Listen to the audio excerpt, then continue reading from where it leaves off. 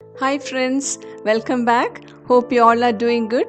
Today I have come with a very healthy and delicious breakfast recipe made using nutrient rich, fiber rich and gluten free grain ragi or finger millets.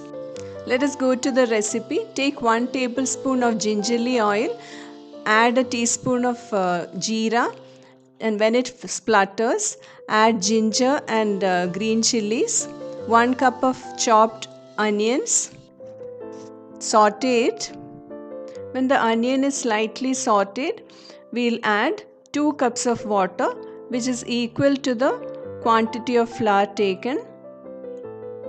Add a handful of coriander leaves, 1 teaspoon of salt and 1 tablespoon of sugar, and let it boil.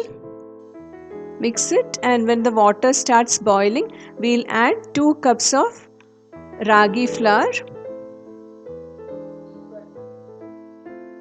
Mix it, and once it is roughly mixed, switch off the flame and we'll remove it from the stove and give it a nice mix so that all the flour is mixed with the water, and let it cool down for some time.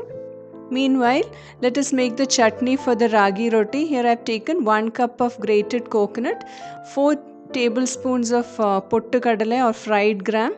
Into that 3 cloves of garlic and 1 green chilli and a handful of mint leaves. Add some water and salt to taste, and we'll grind this into a paste and keep it aside. If required, we can do a tempering of mustard seeds, dried chili and curry leaves. Add 2 tablespoons of grated coconut into the ragi mixture and knead it well and make it into a ball. We'll divide this dough into 8 balls and make thin rotis out of the balls. For that, here I have taken a plastic sheet. Take a ball and press it nicely onto the plastic sheet. Dip your hands in water and make it into a thin roti. Instead of plastic sheet, you can use banana leaf or parchment paper. Shape it into a thin roti.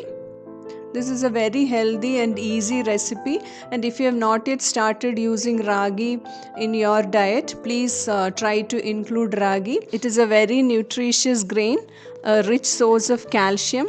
Now here we'll make a small hole so that the roti cooks evenly, and we can pour oil into the hole so that it helps the roti to cook properly. We'll take it out onto our palm and then place it onto a heated skillet. Cover and cook. When one side is done, carefully flip it over.